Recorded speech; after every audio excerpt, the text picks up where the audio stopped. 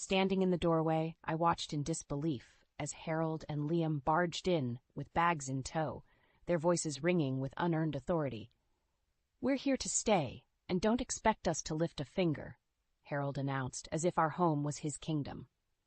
I was in the middle of sketching a new design when the sound of a car pulling up broke my concentration.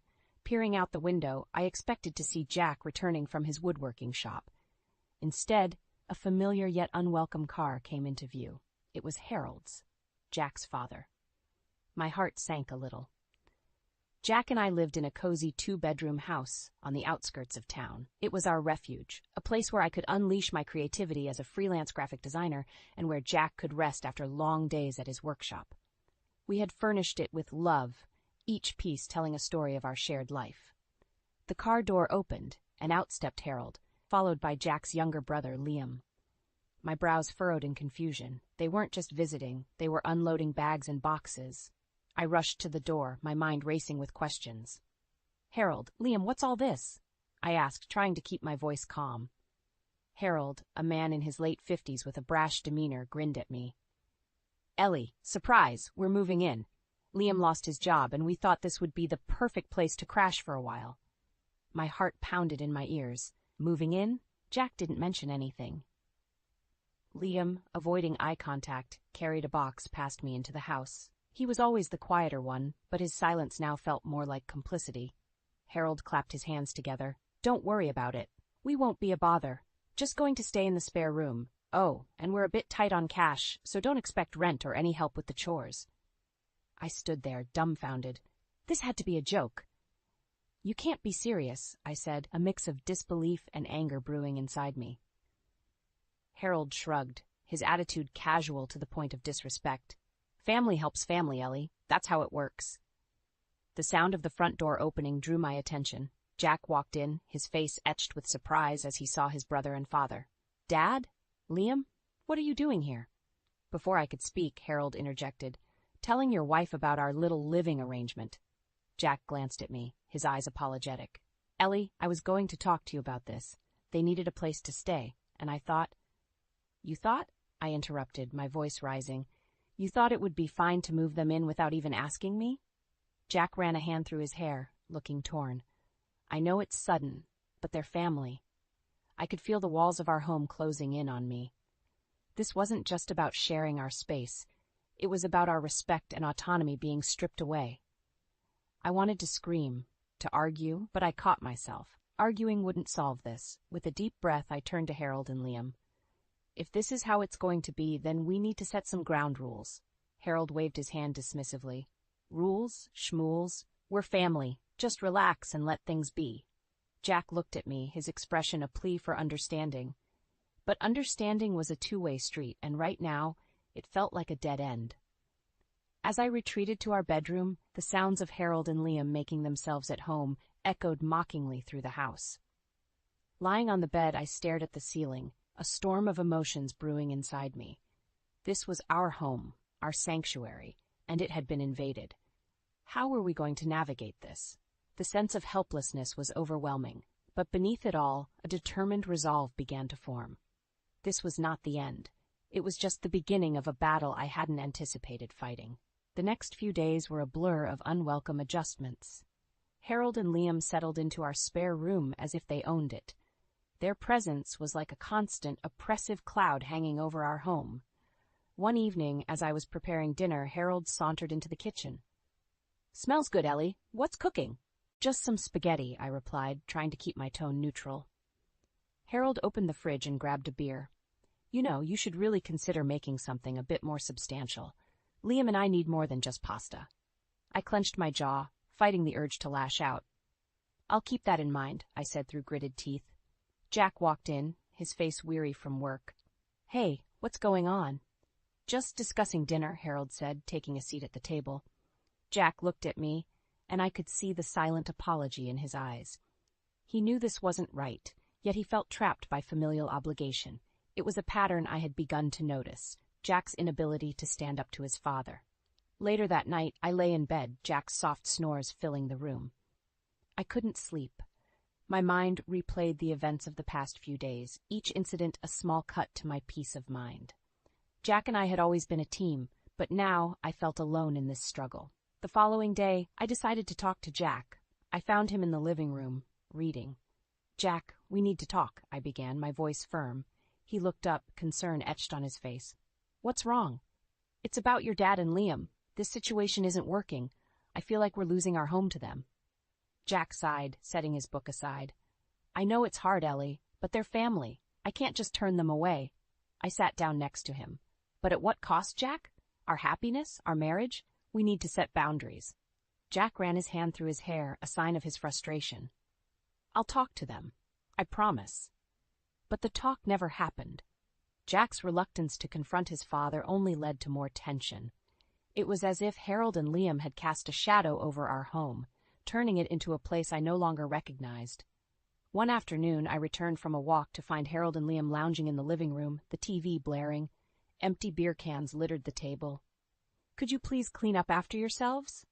I asked, my patience wearing thin. Liam shrugged, not even bothering to look at me. "Relax, Ellie. It's just a few cans." I felt a surge of anger. "This is not a hotel. You need to respect our home." Harold chuckled. "Oh, come on, Ellie. You're acting like the queen of the castle. We're just comfortable here."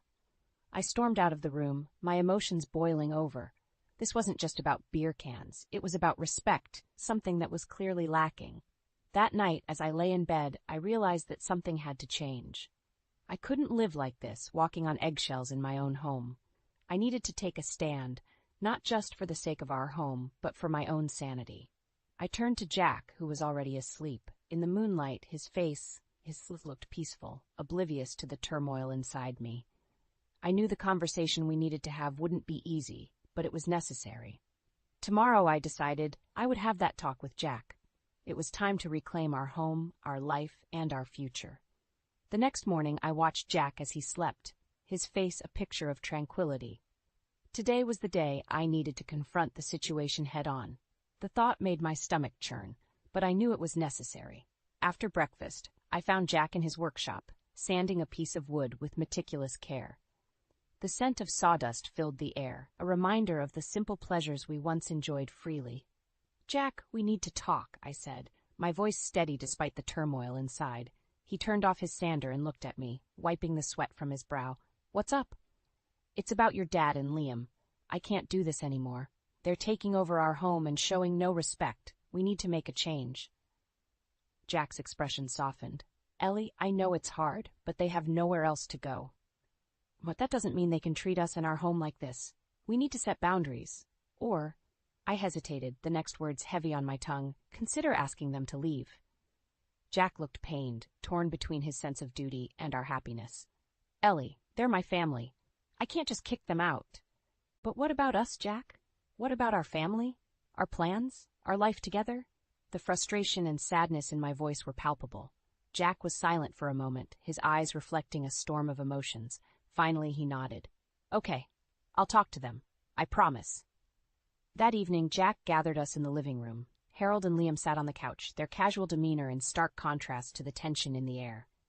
"Dad, Liam, we need to discuss living arrangements," Jack began, his voice firm. Harold raised an eyebrow.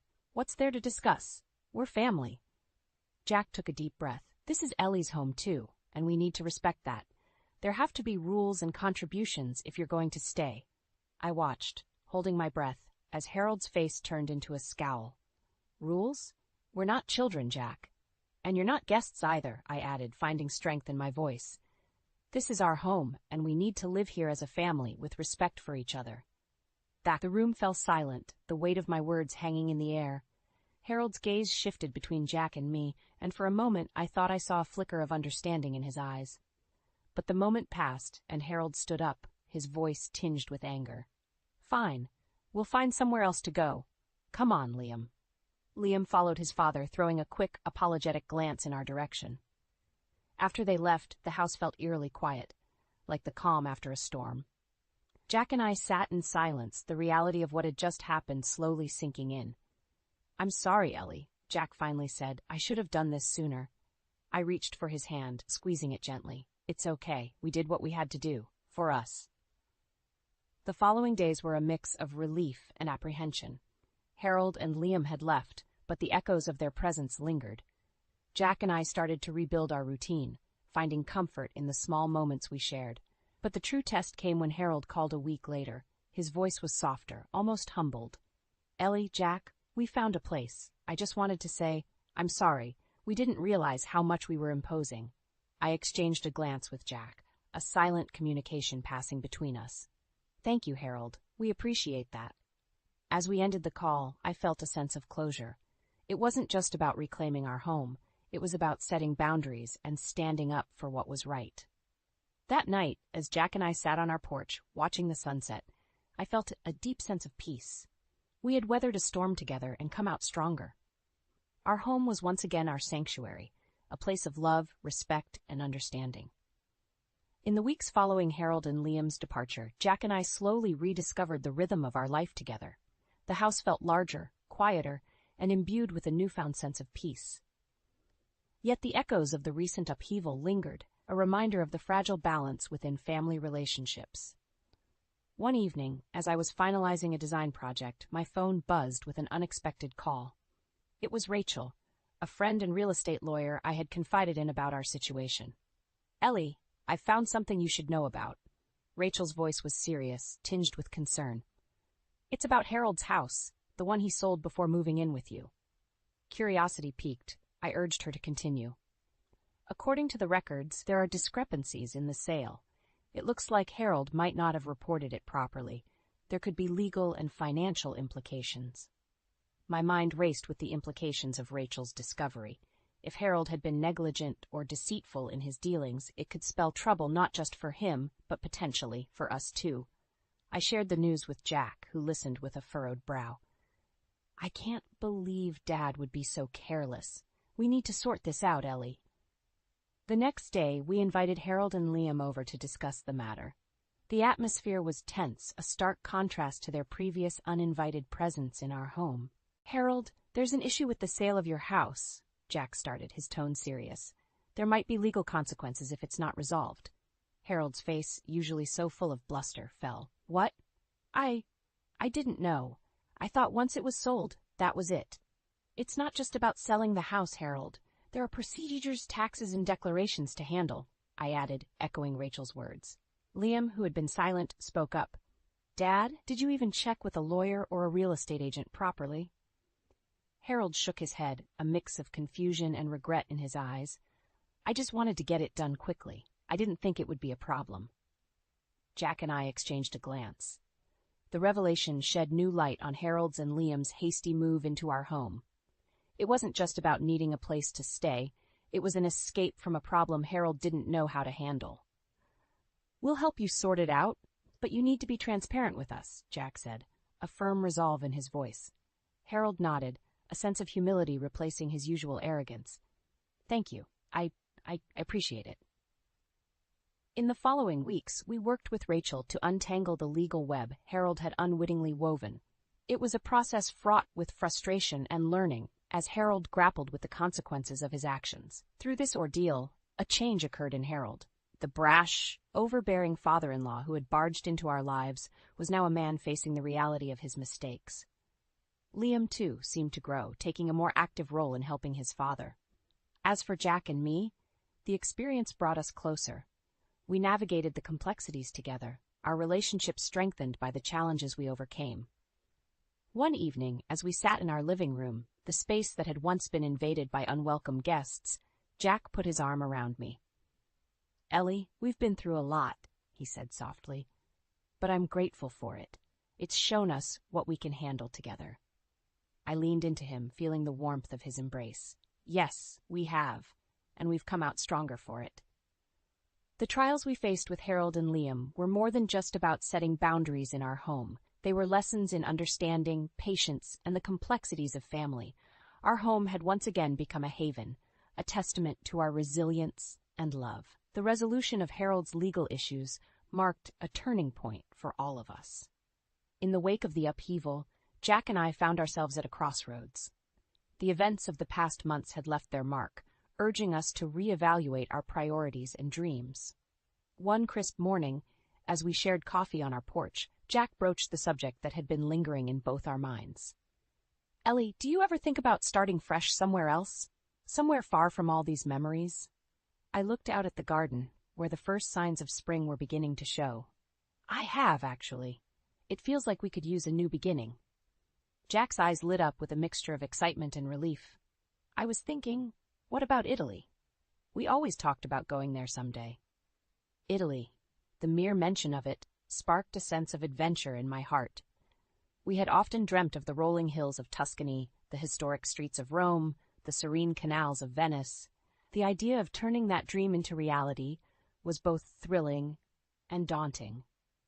Let's do it, I said, the decision feeling right in my bones. Let's make that dream a reality. The weeks that followed were a whirlwind of activity. We dealt with the logistics of moving abroad, from sorting out visas to finding a place to live. We sold our house, a decision that was bittersweet but necessary for our new beginning. Our farewell to Harold and Liam was unexpectedly emotional. Harold, now a changed man from the ordeal, expressed his gratitude and regret. I'm sorry for all the trouble I caused. You both deserve this fresh start. Liam, who had found a new job and was starting to get his life on track, echoed his father's sentiments. Take care of each other and enjoy Italy. As our plane soared above the clouds, leaving our old life behind, I felt a sense of liberation. The troubles of the past were drifting away, making room for new experiences, new challenges, and new joys. Italy welcomed us with open arms. The beauty of the country, the warmth of the people, and the richness of the culture were invigorating. We settled in a quaint town in Tuscany, surrounded by vineyards and olive groves. Jack found work restoring antique furniture, a passion he had always harbored, and I continued my graphic design work, now inspired by the scenic beauty around us. One evening, as we sat in a small local trattoria, savoring a meal of homemade pasta and fine wine, I looked at Jack and realized how far we had come. The struggles with Harold and Liam had not only tested our relationship, but had also strengthened it. We had learned to stand up for ourselves, to set boundaries, and to chase our dreams. Here's to new beginnings, Jack said, raising his glass. To new beginnings, I echoed, the Italian sunset casting a warm glow over our new life. As we walked back to our new home under the starlit sky, I knew that this was just the beginning of a wonderful new chapter. Our life in Italy was filled with possibilities, and I was ready to embrace each one with an open heart. In Italy, we found more than just a new home. We found a new sense of belonging. The laughter, the love, and the simple joys of everyday life were our new treasures. And as we looked forward to starting a family, I knew that our future was bright, filled with the promise of happiness and the beauty of living our dream.